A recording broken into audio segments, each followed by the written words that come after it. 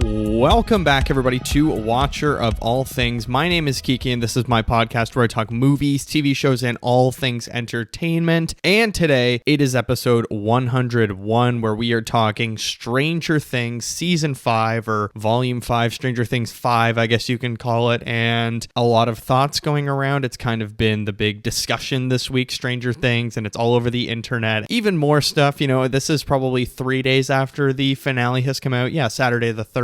Been so much stuff from the directors or the creators, the Duffer brothers, that they did not include in the show, much of which, any questions pretty much you have of, oh, why didn't they show that? The Duffer brothers have already come out and talked about it. But before we talk about Stranger Things, all that stuff, of course, we will get to it. I hope you're all doing well. Happy New Year. It's our first episode of 2026. Very, very exciting. A couple of things to note before we get into the news section. I had a new YouTube video last week come out, my 2025 winners and losers of movies and television. A lot of fun making that video. Check it out. There's lots of stuff to chat about that. And as well, next week I will have a new YouTube video all about my 5 favorite movies of 2025. I'm going to put it out nice and early in the month. That way it's, close to the new year. And I'll probably do another YouTube video at the end of January, but lots of stuff on the YouTube channel as well as today. Timestamps below. Of course, this is a huge season of television, the final season of Stranger Things, so you don't want anything spoiled for you. There's a non-spoiler section where we're going to talk about general structure, and mainly we're going to talk about a lot of the issues that I had with this season. Spoiler alert, I did not like it very much, but don't worry, it's not just going to be a negative Nelly episode, because that's not any fun for anyone. So we'll have the news section, non-spoilers, spoilers, what else I watched, where I have lots to talk about, and it's going to be a lot of fun. But what do you say? Should we hop into the news? Let's do it. Let's talk the news.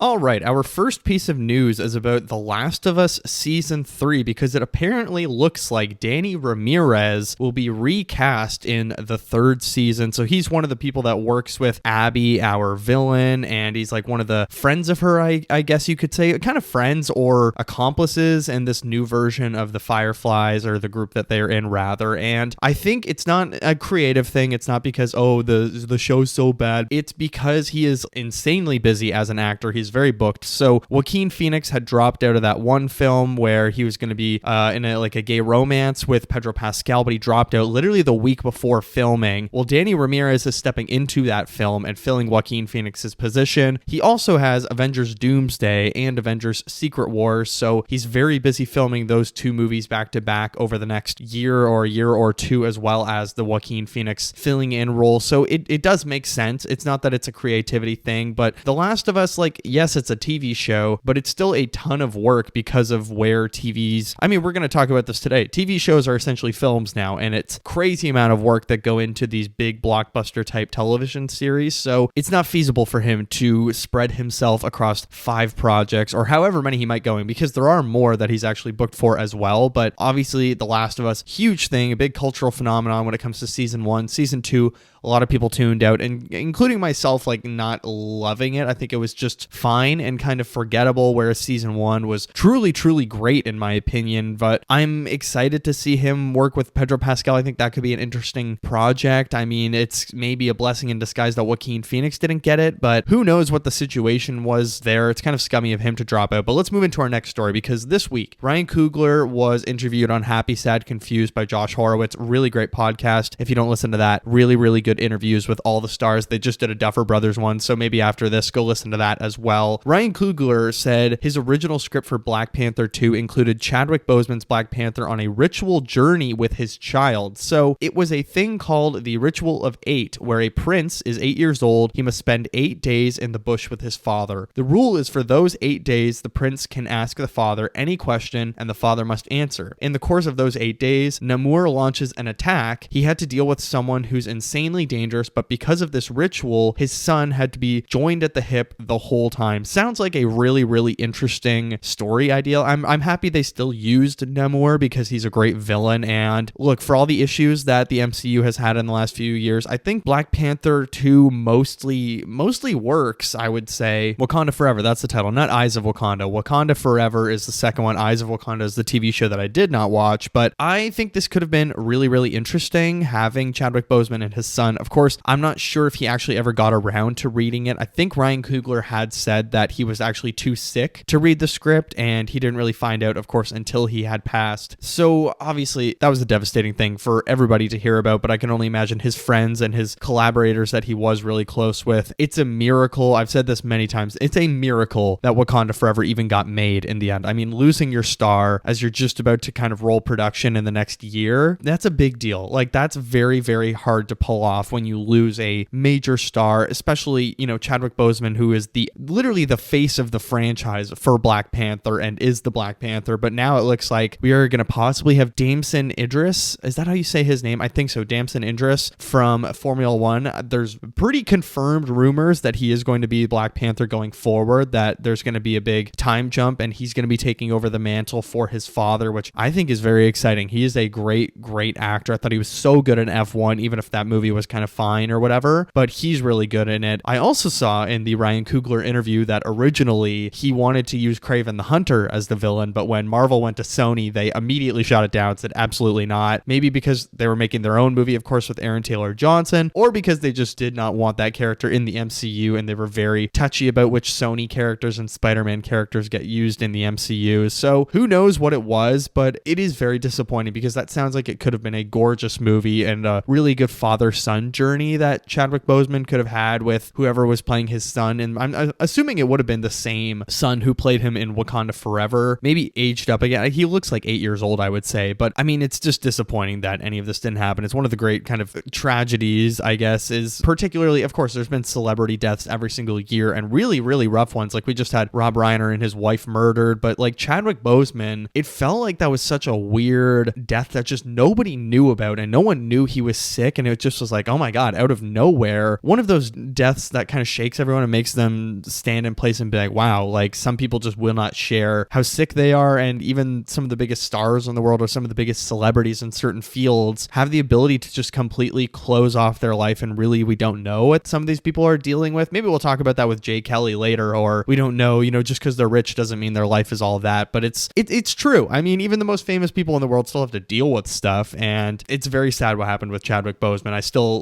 miss him a lot. And it's sad watching his movies back. He was a fantastic actor that did a bunch of different roles. And he was just, oh man, we lost a really good one. But our next story, speaking of the MCU I thought I would talk about these stories back to back, but Marvel Studios, there was this rumor on Twitter going around from Daniel RPK, who is one of these scoopers about Marvel and comic book movies, or even, I don't know, Star Wars, Star Trek, all that stuff. Well, Cosmic Marvel had posted that Marvel Studios reportedly wants Jordan Peele to direct an MCU film, and Monkey Paw Productions, who is Jordan Peele's production company, quote tweeted it with the eyes emoji, like the looking to side eyes emoji. So pretty much for 48 hours, Twitter was melting down like, oh my God, is Jordan Peele taking over Blade? I don't know. There's so many Jordan Peele films that could be possible within the MCU. I think there's actually a lot of things that would really work with his directing style, of like the horror, maybe extraterrestrial or sort of out of world. How do I explain that? Like out of world consciousness or out of world existence that could work really well. One of them being vampires. I think a Blade movie under Jordan Peele would be great. I loved Get Out. That's a movie that I've watched almost every year. Anyways, back to this story. They quote tweeted this when people were kind of freaking out, but then later they posted like a funny gif being like, when the internet melts down just because you quote tweet a post talking about the director that's like the head of your production company or whatever. So who knows? Maybe they quote tweeted this and then the admin got in trouble and they were like, you need to like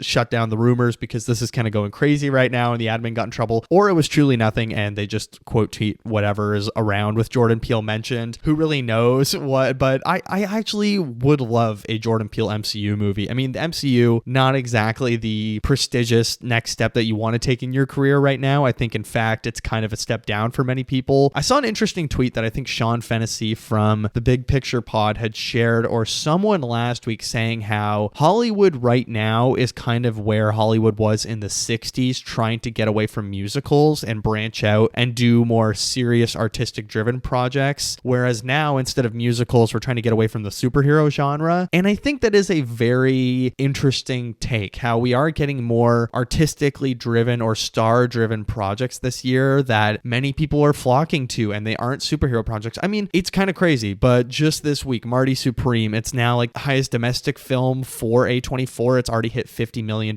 in the US, I want to say. I think it's $50 million. So that was kind of built films all on the back of Timothée Chalamet and the PR run and the press run that they had, where people outside of, Hollywood and outside of the film sphere, cinesphere, or whatever you want to say, or online people, I guess, are hearing about it from TV or whatever it might be. And I think maybe, we could be going in this new direction of artistic driven projects again that are outside of the superhero genre. I hope so. Like, don't get me wrong, I love superhero films. Like, it's one of my favorite genres. I love superhero films because I grew up reading stories and comics and watching every superhero show I could possibly and every single movie. But I am as well way more interested in other projects. Like, there wasn't a superhero film in my top, I want to say 8 movies of the year, maybe 6 or 7. Oh, that's not a 6-7 joke. I promise that's not a 6-7 joke. That's unbelievably embarrassing. But there's way more artistic driven stuff out there that I'm way more excited about rather than superhero projects. So who knows what the kind of future of Hollywood is. I think a Jordan Peele MCU film, if they want to go into this new phase where maybe Marvel starts to really get its shit together again, Jordan Peele could be a great director for that. But there's plenty of other projects that Jordan Peele could be working on. And there was a theory that maybe that's why his film was unlisted for 2026, because he's doing an MCU project. I don't know if that's true. We'll see where the cards fall or the dice roll, or however the saying goes. But a couple more stories to get into before we talk Stranger Things. George Clooney reveals that Brad Pitt, Don Cheadle, Matt Damon, and Julia Roberts will all return for the new Ocean's movie. The film will explore the difficulties of pulling off a heist when they're much older. Look, I hate legacy sequels. Of course, I am completely against them. I think many of them are useless slop, but I am praying at the altar of George Clooney that the Ocean's movie is good. I think it's going to be called Ocean's 14. That's not clear. It hasn't been clearly stated, but we'll talk about George Clooney a little bit later in the episode, but I just want to simply say right now, he is still a very good actor. Ocean's 11 was a film that I watched a lot of times growing up. It came out in like 2001. I probably watched it for the first time when I was like 8 years old. I've talked about it on the podcast before because I watched it last year, I want to say, and it's just like an all-timer heist movie. Oceans 12 and 13 I have way less of a connection to, I think, because it's always a trilogy that's playing on the TV. I don't know what it is. Every single weekend on like Showcase, it's always showing the Oceans trilogy. There's a few films in my lifetime like The Fugitive, the Oceans trilogy, or I don't know, there's a few others that are very dad-centric movies and they show on the television every single weekend. Same with Die Hard, which I watched this Christmas, but I've never seen the opening scene where he shows his gun on the plane to the guy he's sitting with, because every time I would tune in on TV, I would always miss that scene because we would be scrolling the channels on it. Oh, Die Hard's on. And then it's him pulling up to Nagatomi Plaza. I don't know. Television movies, that's a whole other thing I could talk about, but I'm excited for this. I mean, Brad Pitt, crooked bloke, but the rest of them are great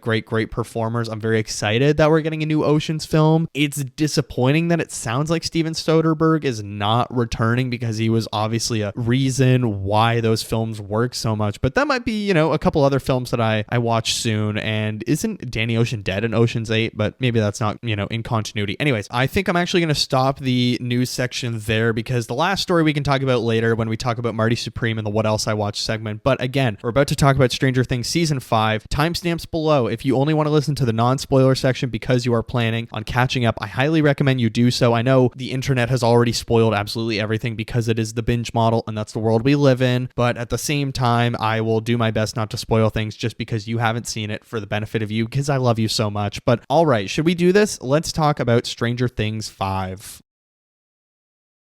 Stranger Things. Well, Stranger Things 5, I guess we can say, is created and written, and some of it is directed by the Duffer brothers. They're very interesting creators. We'll talk about them in a little bit. This season cost $400 million. Woof, you would not be able to tell in some of these episodes, but it actually did make money in theaters because they released the finale and it made $25 million at the box office, which is great because Netflix gets none of it. It goes straight to the theaters, which is just fantastic. A huge middle finger to Ted Sarandos, that great thing that you want to ruin for everyone, the theatrical universal experience that we all get to share together. Well, it made you a bunch of money and you don't get to keep any of it. So suck on that, or suck my fat one, as I guess Delightful Derek would say. But current reviews are, I don't know, 8.6 on IMDb, 83% critic score on Rotten Tomatoes with a 56% audience score. The Duffer brothers tried to come out and say, oh, well, fans are review bombing it. I think it's it's just a lot of fans don't like this season because, like me, they missed the older seasons. It's not that they have any issue with kind of, I don't know how progressive it is. That's not an issue. It's just that this is a genuinely very messy season. But season 5 of Stranger Things, okay. The show stars Millie Bobby Brown as Eleven, Finn Wolfhard as Mike, Noah Schnapp as Will, Caleb McLaughlin as Lucas, Sadie Sink as Max, Gaten Matarazzo as Dustin, Joe Keery as Steve, David Harbour as Jim, Natalie Dyer as Nancy, Winona Ryder as Joyce, Charlie Heaton as Jonathan, Maya Hawke as Robin, Jamie Campbell Bower as Vecna, Brett Gelman as Murray, Priya Ferguson as Erica, Cara Buono as Karen, and a whole bunch of others. I mean, we could sit here all day just naming cast members because this is an insanely big cast, but you know what? Let's just rip the Band-Aid off. Let's get into my initial thoughts about Stranger Things 5. I think this season was a huge mess. Like, oh my God, this was kind of all over the place. I was not expecting it to go as chaotically as it did. Like, even the seasons that I don't love, like season 2, I thought did some stuff that, yes, they're trying to start spinoffs or whatever, but it was still like decently entertaining and I had a lot of fun with it. And I would rewatch any of the 4 first seasons, but this is the first season where I'm like, I don't know if I want to rewatch this. Like, I would just rather end at season 4. Maybe it sort of lands in the end. We'll talk in spoilers about where things actually end up and where the cards fall, I guess you can say, is the saying I'm using once again today. But there's so much nothing along the way is really how I feel about it. I felt like there was just so much nothing and a lot that happens off screen. But performances, rapid fire, because there's simply too many people to talk about. There's too much going on here. Millie Bobby Brown is 11. I think this is her most held back and quietest performance, where she's given the least material. Look, I don't think she's a great actress, to be honest. In fact, I would say she's not a good actress, but I think the Duffer Brothers also have to take a lot of responsibility for a lot of their performances this season that they're not able to pull from the actors, and the fact that some of these actors were very good when they were younger, clearly have not kept up with their acting skills and are not really going to have a career in the future, I would say. The stars who I do think have a future are probably Finn Wolfhard, Sadie Sink, Gaten Matarazzo. I could see him booking some jobs. Joe Keery, of course, but I mean, he also has his music career. So Winona Ryder, she's not really a young star. She's been with us forever. I think she's great no matter what. Maya Hawke is going to keep booking stuff because even if I don't think she's a great actress, she's a Nepo baby. She knows who to call. As well as, I would say, Jamie Campbell Bower. I mean, I don't think he's very good as Vecna, and I think Vecna is a very bad character, but you know what? He's probably going to book stuff in the future because he was the villain in Stranger Things. But let's move on from the performances because I think we'll sort of touch on them along the way. But the Duffer Brothers, I want to kind of start with them. I think it's very strange how little they've done apart from Stranger Things over the last 10 years. This show started in 2016. I was in like the 10th grade when this started. I have now graduated high school 8 years ago. So this show has been on for almost half of my life, or at least 2/3 of my life, I guess, or a third of my life. The math isn't mathing, but it's been on for a significant chunk of my life. Takes far too long between seasons to get made, but the Duffer Brothers, I'm shocked. They've not really moved on to anything else. I think they did one film or one show before they moved on to Stranger Things. It was an entirely original project. Well, I mean, original, but inspired by E.T. and a lot of 80s shows or movies that are classics like E.T. And they're taking a lot of material or sort of nostalgia from these other things that we grew up loving. And it's funny because they actually, went to high school in the 90s. They're not really 80s babies, but they still sort of take nostalgia from the 80s. It's very confusing. But I think, I don't know, in 10 years, this season is no doubt the worst one they've done. I think this was them putting in their audition for a Disney Plus show or a Marvel show. That's at least what it felt like. It didn't feel like they were really pushing the boundaries of the show itself. It felt like they were trying to morph it away from its own guidelines or what we've enjoyed about Stranger Things in the past. It felt like they were pushing it into, well, what do the big Marvel shows do? Or what do the big Disney Plus shows do? Because that's what we can do. We want to make this feel blockbustery. We want this to feel like a big $400 million CGI slot fest. Whereas,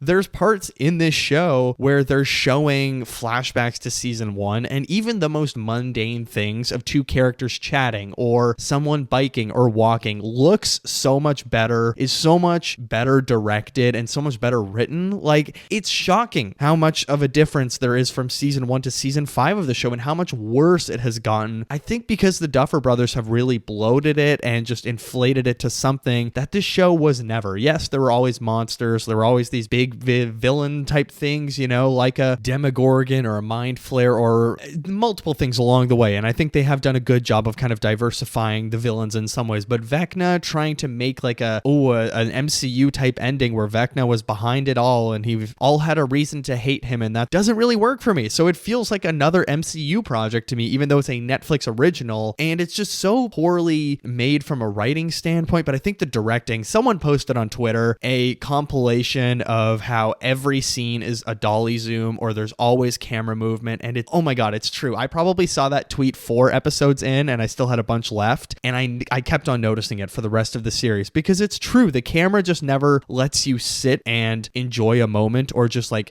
Pluribus is a great example of this right now, a show that does not dolly zoom, that just sort of shows you a character doing something super boring or mundane, like digging a hole, going to a grocery store, getting a Gatorade from a drone that they've ordered, and it's not very highly edited, it's not energetic, it's just like a mundane action that we get to watch, but it's lit so well, directed so well, and it's interesting to watch, versus this show is like jingling keys in front of a baby, or I don't know, it's like a sugar rush. It's kind of just, I don't know, ADHD second screen entertainment, and I think that's a phrase we're going to use a lot today, is second screen entertainment, because the Netflix mandate is so heavily apparent here, and it's really disappointing because I think season 1 feels very deep. And I was watching some like YouTube clips from season 1 just to kind of refresh myself a few days ago of like, oh yeah, that's what the tone was, and it was a really cool sci-fi horror sort of noir investigation, almost true crime type show, or like a true detective rather, versus now it's just an absolute mess. And every episode, I think this is my biggest criticism for season 5, is every episode is the exact same. We have to come up with this plan, but that won't work unless we do this deep character moment where 2 people talk about how much they love each other and why they're best friends, and about this thing that they just went through and how they need to overcome this personal obstacle, and you can do it.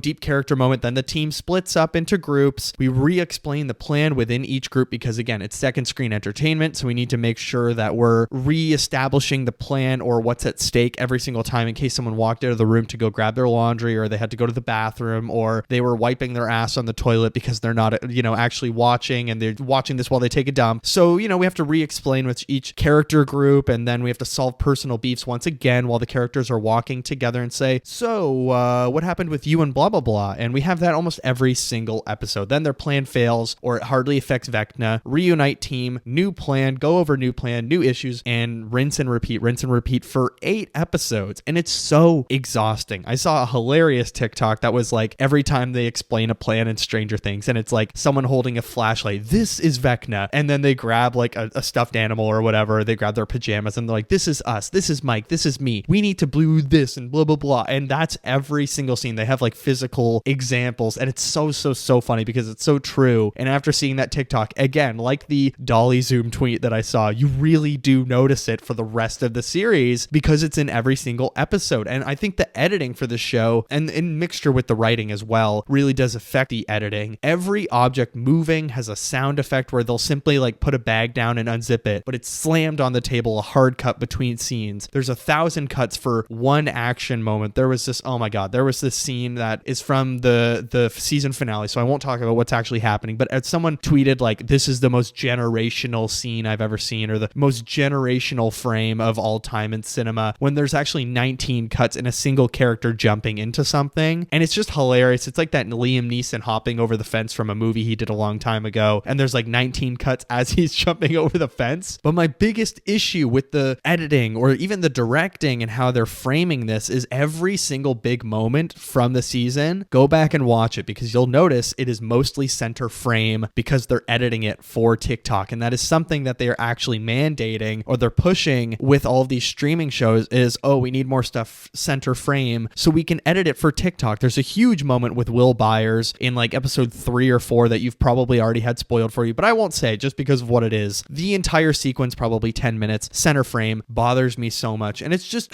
I don't know, it's kind of shocking how the ecology, or I don't know, the makeup and the DNA of Netflix over the last 10 years has really changed. Like, they were making some very interesting stuff 10 years ago, and they were kind of this little streamer that could, but now that they're this big conglomerate that is an evil corporation and frankly makes slop, they've pulled down some of their best shows, and some of their best, any other great shows that were out there have kind of come down to their level. And I think Stranger Things is probably the biggest example of that, because it's their most popular show show because it's kind of the only cultural footprint that they have within the world, I want to say. Squid Game, it was kind of like that before, but I would say Stranger Things, way more of a cultural footprint than Squid Game, in my opinion, because it's had 10 years of seasons with between 2 seasons or whatever, or 2 years between seasons. And this season in particular looks like any other streaming show, as I said. It's amazing how hideous this season is, and the quality in writing just takes a huge dive, and it's almost harder to write for these characters as they get older because the actors are worse, and there's so much stuff that, I don't know, has just happened off screen apparently, and the Duffer Brothers keep getting questions of like, oh, what about this tie? And they say, well, we'll leave it up to the fans to interpret, or it happened off screen. And I think it's just style over substance, that the Duffer Brothers are way more interested and indulging themselves stylistically rather than giving us a really thematically driven season. And that's not to say there aren't themes this season that are explored. Like the themes of season 5, I would say, accepting the future and growing up is kind of the big one because it's the last season. They're all seniors in high school. Of course, that's going to be a theme. I would say saying goodbye when you know the time is right. Ironic for the show because I think it should have ended with season 1. Then we have guilt after death, or the guilt after the death of others and you witnessing certain deaths. And that's like Eddie, obviously Eddie Munson. Gaten Matarazzo, I think he actually has some interesting material to work with, and there are occasional moments between him and Steve that really worked this season without spoiling anything too much. But we don't get enough of those moments, and we don't get to focus in on the main players because there's too many characters and we have to give everyone a moment. Like, I don't need a moment for Robin and Steve and Nancy and Jonathan, who, yes, they're the 4 older characters. I don't need a 20-minute scene with them all talking about their friendship when they haven't been friends for 5 seasons. I don't know these people. They've been in pairs individually because Nancy and Jonathan were dating. Robin and Steve were best friends. That's just a weird dynamic to focus on for a bunch of the season, I guess. And there's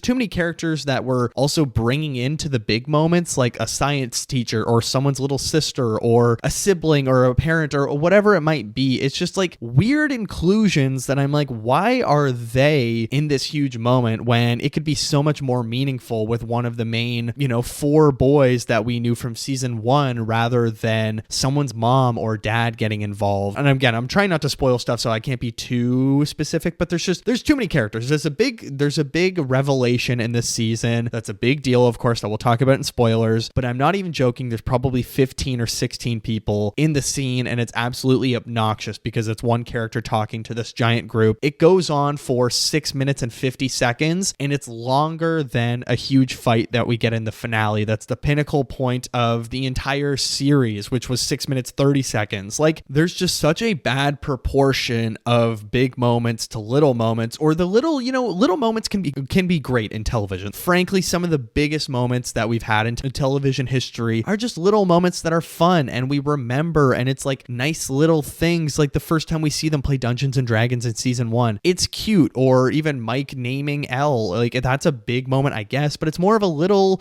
friendly introduction thing. And there's just these little fun things that we get over the 5 seasons that are really heartfelt and lovely. But season 5, I felt like it was just constantly big moment after big moment after big moment. And that's why it feels so bloated, because there's just so many swings that it's like no one has this many deep conversations minute after minute after minute, and it just doesn't make sense from an emotional standpoint. And the run times are completely unwarranted. How many times on this show have I said, I love long movies, I love long TV shows, I really do not care. Pluribus, almost every episode was 50 plus minutes, and I loved it, and it's way slower pacing than this show, but the amount of substance that we actually get in, say an hour and 15-minute episode in this season is shocking, and it could have been 6 episodes for me, in my opinion. I think this could have been a very tightly focused, chopped down 6-episode final season that frankly would have been great if they had just cut out so much of the excess nonsense that I really don't care about. But okay, let's take a break from complaining, because I do want to say, I've had some positive things to say, but I'm going to force myself now to say 3 good things about season 5 of Stranger Things, because some people might not believe me that I am actually a fan of this show, but I liked seasons 1 to 4. Like every time they would come out, I would binge them right away, and I enjoyed them. Season 1, I've probably watched 4 or 5 times because I absolutely love it, but I'm going to force myself to say 3 good things about season 5. Okay, some of the performances, again, outside of the huge action scenes when it's just like 2 friends talking and having a casual conversation where they're not talking about their deepest, darkest secrets, and they're kind of just having fun with each other and chatting as friends, really do work for me. But there's also some big moments that are well written. There was the occasional occasional scene that was well written between two friends that have beef, but then they work through it, and it's really beautiful. Mainly, a lot of the big moments that really I did enjoy come either between Steve and Dustin or Hopper and Elle, because those are the most nurtured relationships that we get in the season. There's even a smaller scene with Holly and Mike, and it's just like a nice sibling moment where Mike is telling her to be brave and just encouraging her and kind of protecting her. Finn Wolfhard doesn't really get to act like that for the rest of the season, and I think it's a missed opportunity because Finn Wolfhard was giving a great moment, and the Holly actress, I can't remember her name right now, but she was really good in that moment as this kind of scared or shy younger sister, but the rest of the season feels completely devoid of that. And so it was kind of disappointing for me. So I think, okay, two things that I liked: some performances outside of huge action scenes are okay. The occasional scene was well written, even if it felt like it was coming at the wrong time. And the third thing I would say, I like that it released in theaters. I actually think releasing a 2-hour, 5-minute finale in theaters was a great idea, and it proves to Ted Sarandos that theaters are a big deal, even if he thinks things should only be in theaters for 17 days, which is allegedly what Netflix is proposing to Warner Brothers, that their releases would only be in theaters for 17 days. I think making $25 million in like 48 hours or 72 hours, whatever it was, however many days, it made a decent amount of money, and it was a fun event thing that I saw tons of people enjoying. And I saw a lot of Reddit posts saying, you know, people went to the theater for this, and it was like the craziest crowd they've been in since the third Spider-Man movie with Tom Holland, where all the Spider-Men show up, and that's really fun. But okay, just a couple more things before we get into spoilers. I think, you know, I've mentioned this in the What Else I Watched segment when we talk about the first 2 volumes, but we've really moved past the 80s nostalgia. There were great shows that were doing this kind of 80s nostalgia, like Sex Education and Stranger Things, that worked really well. Like season 1 of the show felt so VHS, toned down, E.T., and I loved it so much, and I love the tone of that. Even season 2 and 3, but specifically in season 5, I really felt like an 80s nostalgia, I don't know, exhaustion, where I was like, okay, we've moved on past this era now. I think this just looks like a Super Bowl commercial, not just because of the CGI, how it's lit, how terrible the wigs are in many, many, many scenes, but just this kind of phase is really in the quirky television space right now, or television commercial space rather, and I can say that because I work in television commercials. That was a phase like a couple of years ago, and I think we've moved past it with this Netflix project. The ending, without spoiling anything, we'll talk about it in non-spoilers, they definitely gave us the answers to a lot of things that people wanted, but I do feel like we lost a lot of things between seasons and wrapped a lot of answers off screen. Like I said, that's a major criticism, is people being like, well, what about this thread? And they're like, yeah, they sort of figured that out off screen. It's like, okay, show that. I don't need to see this 10-minute scene of these two people talking who have never talked in the show before. As for the future of Stranger Things, well, Netflix already has 2 spin-offs planned. First is Stranger Things Tales from 85, which is an animated series set between season 2 and 3. It's going to be a new voice cast, or it's going to be voiced by different actors, but the same characters. Then there's also a live action show with completely new characters we know nothing about. They're keeping extreme, like, secretive under wraps, so the Duffer brothers are not moving on from Stranger Things, which I think is disappointing because season 1 clearly showed that they have some talent. I would say the first 4 seasons show they have some talent, but now they're just going to stay boxed in and do this one thing forever, I guess. But let's just move on to 2 stars and a wish for Stranger Things 5. Then I really want to jump into the spoilers. Star number 1, the show finally ended. They finally wrapped it up, and they let these characters go in live action, or at least these actors go. And I really commend them for that they're not going to be like, oh, we're going to move on with a spinoff with this one character, unless that's what the live action spinoff is. If it is, I'm going to freaking pull my hair out. Star number 2, the epilogue in the finale somewhat worked for me. That's not a spoiler to say that the, you know, shocker, the series finale ends with kind of an epilogue, and I think a lot of it was actually pretty good, and it was the strongest part of the season in my opinion. My wish, just maintaining the intensity and the sci-fi horror vibes from the first 4 seasons. It feels like this show again has just become a big nonsense IP, like an Avengers type thing or an MCU type thing, or even a lot of Star Wars shows now. But overall, I found season 5 really disappointing, and it's been diminishing returns for me since season 1. I thought season 4 was a bit of a step up, but this show is a lot of manufactured moments that they're trying to go viral with, like they're trying to have a Avengers Endgame, the portal scene, you know, a lot of that felt like this season was trying to be portal scene where people can scream in the theater or scream at home and share it on TikTok, and it's just they're trying to go viral rather than creating well-crafted story beats that make an overall great story. So I'm giving Stranger Things season 5 a 2.5 out of 5. It is no doubt my least favorite season. I'm really disappointed with how it ended, but let's move into spoilers.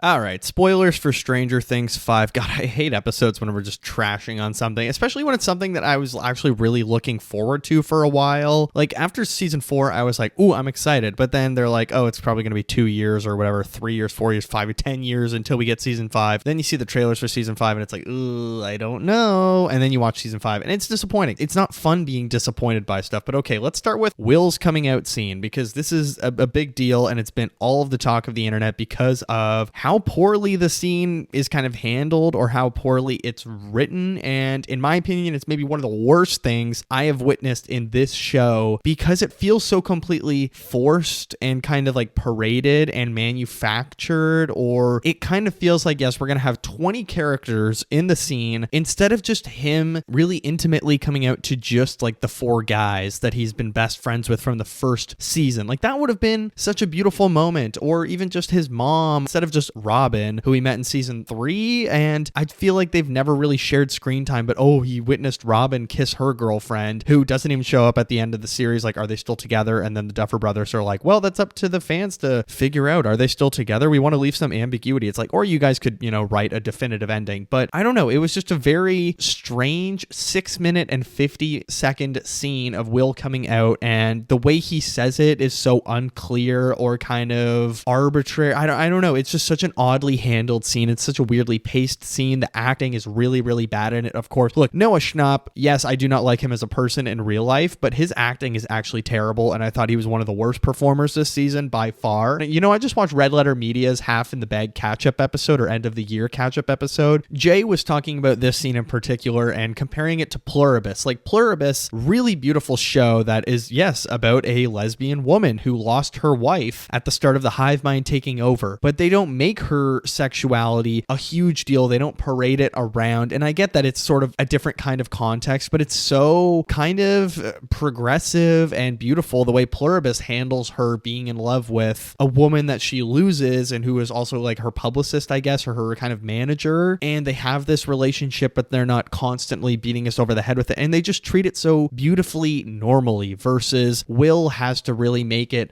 It's not that he has to make it a big deal. And I'm not one of those people that's like, oh, keep your sexuality to yourself. You don't see me coming out as a straight person. It's like, yeah, it's different. Like, you don't have to claim that you're straight, because we live in a world where everyone just assumes that you're heterosexual when you're born. And, it is a big deal. Someone coming out, that is a big deal. That is not what my criticism is here at all, that like, why are we having characters coming out? I think it should have happened in the show, of course, especially after season 4 with Mike and Will and that very awkward character dynamic that they had, with Will clearly having a crush. But for the writers to make this huge hubbub that's just a very poorly directed, very poorly written, very poorly acted scene of Will coming out, and then a few episodes later, or a couple episodes later, or maybe even the next episode, they have Will and Mike standing on the tower together, and Mike being like, hey man, that was really brave what you did. And then Will says, well, I hope we can still be friends. And Mike says to him, no, we're not going to be friends. We're going to be more than that. Pause. We're going to be best friends. One of the most maybe cruel things I have ever seen in a show, where the writers are turning to the audience and saying basically, don't even think about it or don't even dream about it, like for any of the fans that wanted them to actually end up together. Just a really odd and kind of character assassination moment of like, wow, look at Will Byers, this dumbass who thought his friend was going to maybe have feelings for him. So incredibly awkward. But anyways, okay, also that scene was the one that I was talking about in non-spoilers. The coming out scene, 6 minutes 50 seconds, defeating Vecna like 6 minutes 30 seconds. So the Vecna scene just flies by when Elle is fighting in a big CGI shoebox that they filmed it in. So we straight up repeat the running up that hill scene with Max essentially almost twice in this season. It just felt like so underwhelming when Max is escaping and tells Holly like, you have to go back and get the other kids. It felt extremely underwhelming when Max came back to after her coma, and I was like, obviously we were going to get there in the end, but the fact that we're just reusing that song, but they're trying to write it as if the point of the scene is that she doesn't need the song because she has Lucas and she has her own inner strength. Again, so clumsily handled that I was like, wow, that could have been a really great moment, because the season 4 moment where she is escaping to that song, great scene, like just incredibly well paced, well directed, well written. It looks really good as well, versus this season, it looked so bad. It's so poorly paced and it's just so awkward, and you can clearly tell that she's just running in place in a big green screen box. It's again one of the most manufactured parts of this season, apart from Dustin and Steve having all of this beef all of a sudden and just like picking on each other. But then, Dustin's actually mad about Eddie dying and doesn't want Steve to die. And it's like, where was that in season 4 when they were best friends and there was kind of all this stuff about Eddie being gone? And I guess they kind of touch on Dustin grieving a little bit about Eddie in season 4, but it just felt like a really weird inclusion to have them fighting. Now,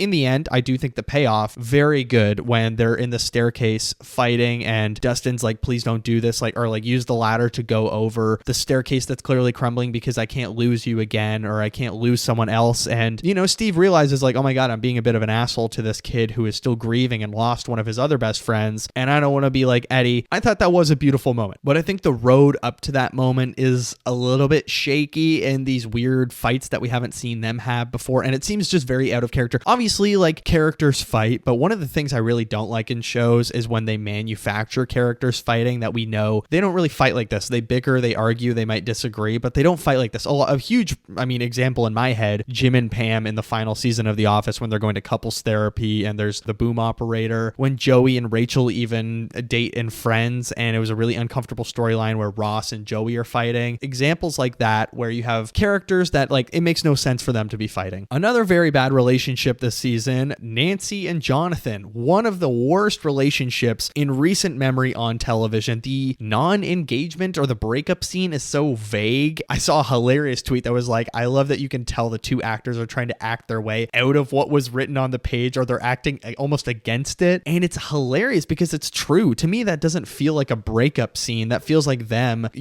cementing their love for each other, but instead they're breaking up and he's like, will you unmarry me or will you not get married to me? Just like the coming out scene, just like the big fight moments, they're all very awkwardly handled and almost directed and written in the opposite way of what would have really worked. I think an intimate, non-chaotic dying moment between Jonathan and Nancy where they just do have a conversation saying like, look, we've been growing apart and I do love you, but I think it's time to move on, rather than I bought this ring, I hate the way you blah blah blah, I hate the way you blah blah blah. It's just so stupid. But let's talk about the finale specifically, other than the breakup moments and the fights. The finale is just filled with long journeys where characters solve their deepest issues. Like there's the scene where, or the kind of the lead up to the big Vecna fight at the end where they're in the hive mind, or the abyss, I guess you can call it, which just sounds like in Deadpool and Wolverine. What was the kind of battle world that they were on? I can't remember what it's called, but it's another stupid name that's sort of vague and, meant to be a CGI ugly dust world. It may as well have been the same world. I'm pretty sure it's the same CGI world that they used for the Electric State, but they're using this long ass journey to the hive mind when the whole time we can see the hive mind, but they're walking to the hive mind for probably 40 minutes. And we don't really spend a lot of time on that planet. It's just them all walking, and along the way, every set of characters almost is having this big conversation of like, hey, that one time that you saved me, thanks for that, man. And I'm really sorry that you grew up without a father, or whatever it might be. It's just these weird conversations that I'm like, why are we talking about this on the way to the hive mind, or the mind flare, not the hive mind, that's pluribus, but awkward writing. And I think awkward writing is the biggest issue this season, where all of a sudden the Duffer brothers are writing like they're on a CW show or a Tubi original or something like that it's just, it doesn't make sense. And then Vecna, after these weird conversations and this long build up of him doing an Alice in Wonderland thing with all of these kids, he gets beaten in 6 minutes and 30 seconds by Eleven or Millie Bobby Brown doing a bunch of stunts and jumping through CGI hoops, and it just looks like slop. All of it looks like slop. It looks terrible. And then Joyce Byers, she drops, is it the first F-bomb of the series? I can't remember, but I think it is, by chopping his head off, and everyone's standing around and watching. Just so awkward and so uncomfortable, boring to watch. Goodbye, Elle, or not? Does she die in the end? Yes, I think she obviously did die, but the Duffer brothers were like, well, we don't want to have too sad of an ending, so they do the whole Dark Knight Rises thing of like, oh, he's still alive, or is it the Alfred the butler still believing that he saw Bruce Wayne, or whatever it is, and it's meant to be ambiguous. I think she's clearly dead. I do appreciate that they're like, oh, it's a nice tale that the group is going to tell themselves. I can see the value in that. And the epilogue in general, is it solving too much, too little? I think it's solving way too little, but I really didn't mind it. I thought the epilogue was probably the strongest part of the season, except for the scene with Steve, Jonathan, Robin, and Nancy on top of the radio station, where it's like, these four people have never hung out. They're all in the worst wigs possible, except for Maya Hawke, who's just looking like a 2025 young adult. She just looks like herself, which was hilarious, but it's the longest scene ever with the four of them, and I don't care. There's just so many unanswered things, like Dr. K, Susie, Dustin's ex-girlfriend, Max's mom. But the same with Mike's parents, as well as Hopper and Joyce all went to school with Henry, and yet that never comes up, that like, oh, this Henry name, we knew a Henry in high school and he was weird, blah, blah, blah. Whatever that might have been, or that storyline, that could have been really interesting, but we don't get to see that. That's one of the many things that the Duffer brothers are like, well, off screen, they figured that out. And it's like, that's not how television works. You can't just say characters figured it out off screen. But okay, I think that's all I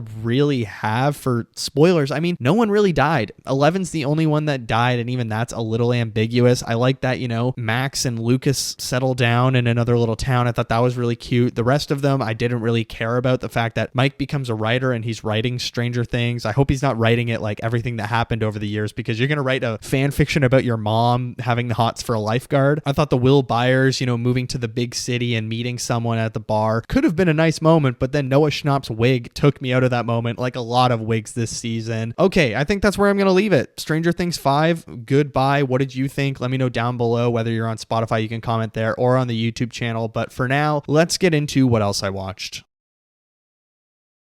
All right, what else I watched? Well, I have 5 movies, 1 TV show, and 1 comic book to sort of talk about. I'll start with the comic book just briefly. Batman Detective Comics Volume 1, Faces of Death. I am going to work my way through the rest of the Batman New 52 run that I have, because I have a bunch of them. But I started the first issue this morning just before we went and did an errand. I was like, yeah, I'll read a few pages, and goddamn, really dark. I mean, the Joker is more of a serial killer. I guess I've never really thought about in my life, like, yes, the Joker probably kills a lot of people every year, and how he does it isn't really discussed. Like, he just kills people or uses the Joker gas. But in this comic, he's like naked and peeling the skin off of people or cutting the skin off of people, and it's really, really messed up. It's dark. It's written by Tony S. Daniels, so I'm gonna do a video tomorrow or Sunday, January 4th. You'll see a video on my social media about the comic. It's gonna be a really interesting read. I'm looking forward to it. But let's move into the TV show that I watched. Fallout Season 2. I watched the first 2 episodes this week. There's 3 out, and it comes out every Wednesday. I was a big fan of Season 1. I haven't even played Fallout games or any other Fallout materials I haven't really followed in my life. So when Season 1 came out, I was like, you know what? I'm going to check it out just because I like the cast. I like a lot of people that are involved in it. And it's like Christopher Nolan's brother that's involved in it. So I checked it out, and then I watched Season 2, of course, because I like Season 1 so much. First 2 episodes were really good. I actually am very invested. I love Kyle MacLachlan as the dad that went on the run and all the testing that he's doing with the mind control devices. I like the ghoul and the main girl, played by Ella Purnell, teaming up and sort of exploring the desert together and looking for her dad to get revenge on him. It's just a really good character dynamics, as well as the Knights of the Sword, I think is what they're called. The cult that the one guy, Maximus, is in. I just think it's a very entertaining show. It's so well shot. I actually like how it looks despite it being a streaming show. I think it has a nice, like, dark, grainy texture to it that is pretty well lit in a lot of areas. They're not trying to light everything like most digital shows are shot now. So I don't know, Fallout, if you like the games, I would definitely say check out the TV show. And if you like Season 1 but you haven't got to Season 2, absolutely check it out. It's so much fun, and I'm excited to keep watching it week to week. And I do have some other shows that I'm gonna start. I'm actually gonna start Task probably today, and I might start The Wire as well, because I saw a book about The Wire at the thrift store the other day, and I was like, damn, this looks like a very historically interesting show. I've seen so many clips of The Wire and people praising it, except the final season I think isn't that great, is what I've heard. But I might start The Wire. I'm definitely going to start Task. I'm going to watch 1 episode tonight, try and have it done by next weekend. But lots of stuff is also coming out. We have like The Night Manager, which is a Tom Hiddleston show starting. We also have The Pit starting next week, which I'm really excited about. But let's talk about the 5 movies I watched this week, starting with The Mastermind, a Kelly Reichardt film from 2025 starring Josh O'Connor, Alana Haim, and a few other players that I don't really know. I liked it. It's a quaint little nice heist movie about a bit of a loser or an architect, or is he? Yeah, I think he's an architect. Some buddies or some guys that he was introduced to, and it's kind of low stakes. I would say it's a slow burn. It has a very indie feel to it. I think it's a movie original. Yeah, it's a movie original, but it's a Kelly Reichardt film. I know people know she has a certain type of brand with her films where it is a little bit of a slow burn like this, but I think there's a lot actually to this film that isn't in the trailer, and the fact that the historical context that it's living in with Vietnam, we have our main character, James, or JB as he's called, played by Josh O'Connor, who is having a fantastic year. I just have to say, Josh O'Connor, what a 2025 he has had with, Wake Up Dead Man, along with The Mastermind. He was in a film with Paul Mescal that I didn't see. I just have no care to see that because I heard it's extremely mediocre, if not very bad. But this is a very grimy, sad Vietnam era tale of like desperation and circumstance and kind of karma, I would say. It's almost like Good Time or Marty Supreme or any other heist film, but it's sort of very disconnected and pulled back and very minimalist instead of being super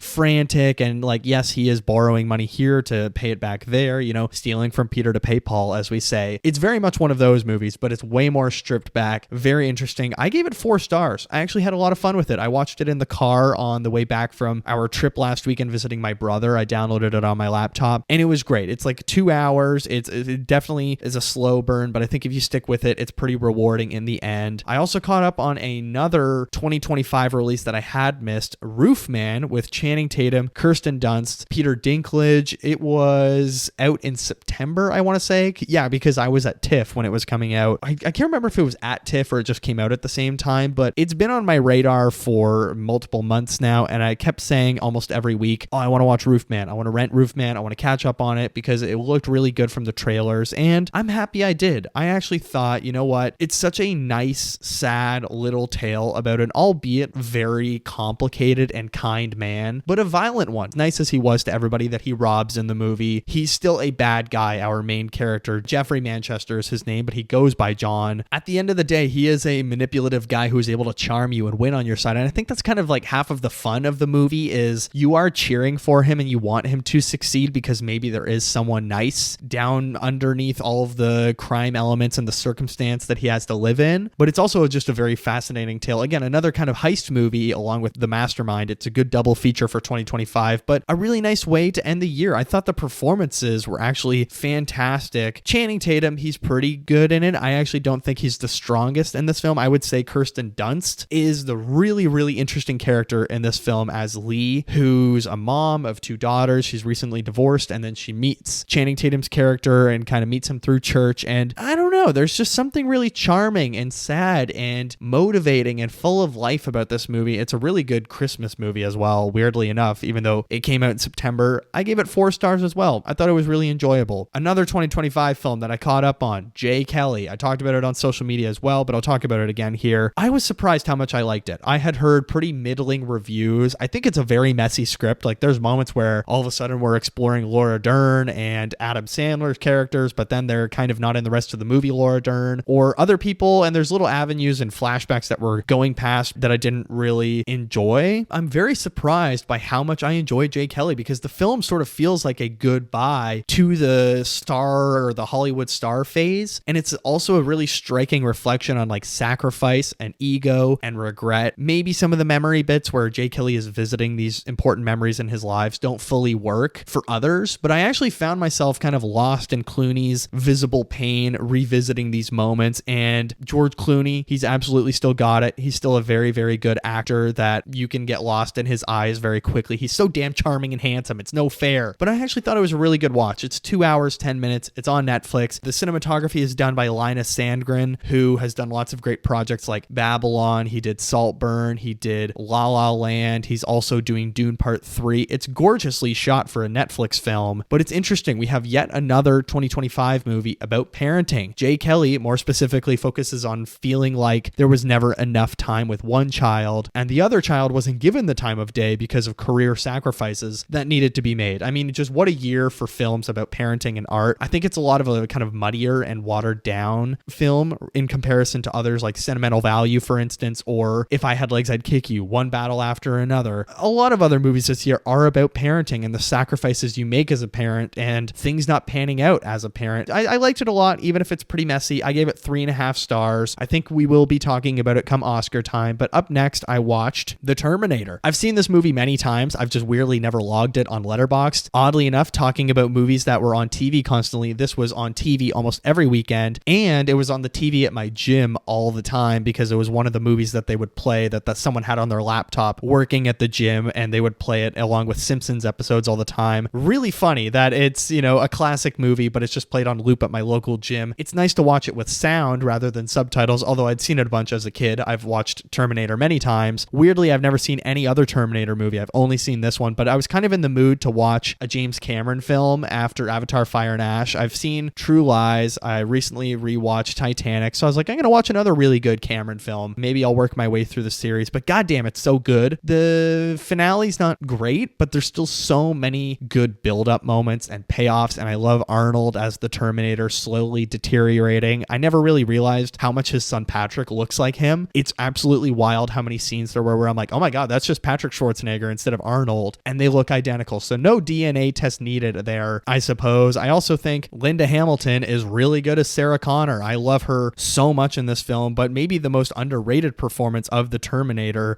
Michael Biehn as Kyle Reese. He's absolutely phenomenal. I mean, he's so good in this film as this guy coming from the future. And there's one scene that I've always loved in this film where he's sleeping outside of a construction zone on a random LA street. He's looking at someone using an excavator, and he's almost afraid of the excavator because of, him coming from 2029 and being afraid of machines where humans aren't in control of machines, rather cyborgs. But then he's back in the past where it's still humans controlling machines, but he's still scared of the machine. Really, really good sequence. I just think like The Terminator, such a classic. I gave it 4.5 stars. But the final movie of the week that I'm going to talk about, Marty Supreme, once again, the bit of news that I was going to talk about was the fact that Timothée Chalamet refused to use a butt double and got spanked for real during Marty Supreme's filming. Shooting the scene went on for hours and took about 40 takes. When it came time to whack him, there was a stunt ass. There was a double, but Chalamet wouldn't do it. He said he'll do it himself. He didn't want some other ass immortalized, Kevin O'Leary told Variety. Josh Safdie was saying, you've got to wind up harder. I was really whacking him. Again, on a rewatch, I actually saw it in 70mm for my rewatch, which was so gorgeous. Some of the colors are just so grimy and poppy, and it has such a filmy texture to it, which I absolutely loved. But on a rewatch, I actually love the movie even more. All of the sort of issues I had, just like Nora, where I'm like, I don't know where the scene is going and what purpose is it serving. When you rewatch it, knowing where the ending ends up or how the character ends up at the end of the film, Marty, I think it makes the journey a lot more fun and a lot more enjoyable because you know what the final destination is, and the title sequence in particular is literally telling you how this is going to end and what the final sort of movement is here for Marty and where he's going to end up. And I absolutely loved it. I'm going to talk about it more in my 5 favorite movies of the year on YouTube, or will I? We'll find out. I am going to do a video for my social media talking about my most anticipated movies from last year and sort of do like a report card. How did they end up? Did they sort of let me down? What would I score them based out of 5 or whatever? And just that'll be a fun little check-in after the new year. I kind of like the new year when it comes to content creation because you can talk about anything. You can talk about the movies from last year as well as the movies from this year. There's going to be a lot of random stuff because we don't have a properly good release for a couple weeks until 28 years later. So next week's episode will be a fun random one, which I will mention in a second. But for now, that has been what else I watched.